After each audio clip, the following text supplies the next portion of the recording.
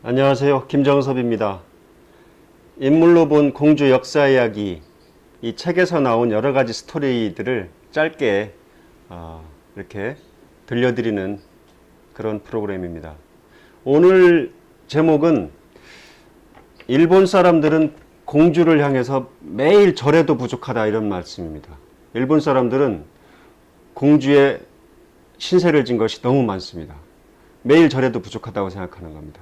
5가지 이유가 있습니다. 첫 번째는 일본의 불교를 전해준 게 웅진백제입니다.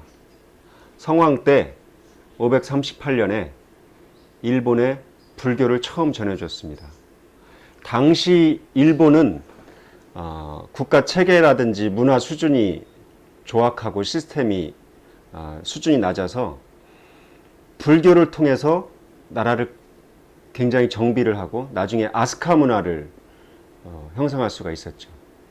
이때 불교를 받아들이느냐 마느냐 가지고 일본의 당시 정치 세력들이 서로 갈등할 정도로 당시 성왕, 웅진백제 성왕은 굉장히 과감한 전파를 한 것이죠. 이게 첫 번째 고마워해야 될 이유입니다. 두 번째는 2001년에 아키히토 천황이 이렇게 말을 한 적이 있습니다. 자신의 조상의 계보를 보면 속일본기라는 책에 옛날 칸무 천황의 어머니가 백제 무령왕의 후손이라고 돼 있다.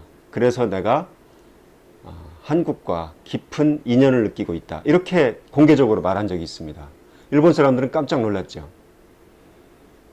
속일본기에 칸무 천왕의 어머니가 고대 무령왕의 백제 무령왕의 자손이라고 돼 있는 것은 다카노노 니이가사라는 분입니다. 다카노노 니이가사라는 분은 무령왕의 10대 후손인 것으로 그렇게 알려져 있습니다. 일본 사람들이 공주를 고마워해야 될 이유가 또 있는 거죠. 세 번째는 임진왜란 때 계룡산에서 공주의 사기장 이삼평을 납치해 갔습니다. 이 납치해 간 이삼평이 1616년에 아리따에서 일본 최초로 백자를 만들어냈습니다. 백자를 만들어서 생활 수준이 높아졌을 뿐만이 아니라 1650년대부터는 대량으로 유럽에 도자기를 수출하게 됐습니다. 당시에 도자기를 만들어서 유럽에 수출하고 했던 것은 일본이 유일했습니다. 왜냐하면 당시 중국이 혼란스러워서 그걸 할 수가 없는 상황이었기 때문이죠. 그래서 이삼평은 일본 자기의 시조가 돼서 일본 사람들이 고맙다고 공주 동학사 입구에다가 일본 자기 시조 이삼평공 기념비를 세울 정도였습니다. 그래서 1600년대, 1700년대, 1800년대에 일본의 가장 큰 수출품이 되고 큰 수입원이 되어서 나라를 부강하게 해준 게 바로 이삼평, 공주 사람 이삼평이라는 겁니다. 그 다음 세 번째는 허임의 침구 경험방을 일본 사람들이 가져가서 그대로 베껴서 책을 냈습니다. 3번이나 냈습니다. 침구 경험방이라는 당시 외과 수술, 당시 외과 의술의 가장 발달한 그런 실무 의학서를 가져다가 그대로 실생활에 씀으로써 일본의 의료복지에 기여를 한 것이죠.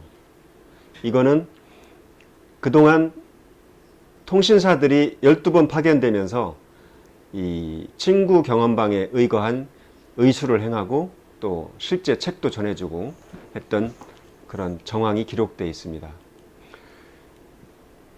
그 다음 마지막 5번째는 일본 사람들이 공주에 와서 사과를 하고 공주 사람들에게 미안해할 일이 있습니다. 바로 우금티 전투입니다. 1894년 6월에 일본 군대 4,500명이 한반도에 상륙해서 경복궁을 점령하고 친일 내각을 세우고 청일전쟁이 벌어집니다. 그리고 1894년 10월, 11월에 효포전투, 우금티 전투에서 동학농민군을 수만 명을 학살했죠. 이게 정당한 전투였으면 굳이 사과라는 표현을 쓰지 않겠는데, 당시에 정당하지 못한 침략 야욕 때문에 불법적으로 국권을 유린한 것일 뿐만 아니라 당시 게틀링 기관총이라는 새로운 신무기를 가지고 우리 무장도 변변히 하지 않은 동학농민군을 마치 사격 연습하듯이 살상을 했습니다. 그래서 불과 일본 군인 150명이 수만 명의 동학농민군을 학살할 수 있었던 것이죠. 이 아픈 역사까지 포함해서 일본 사람들은 공주에 많이 와야 될 이유가 있을 뿐만 아니라 고마워하고 또 미안해하고 사죄해야 된다. 저는 이렇게 생각합니다. 공주의 어떻게 보면 아픈 역사도 있고, 또 공주 사람들이 앞선 문명을 전해준 것도 있습니다. 일본과 공주는 뗄래야 뗄 수 없는 관계인 것이죠. 이런 재밌는 얘기도 제 책에 실려 있습니다. 오늘은 일본 사람들은 공주에 하루에 한 번씩 절해야 된다, 이런 제목으로 말씀드렸습니다. 감사합니다.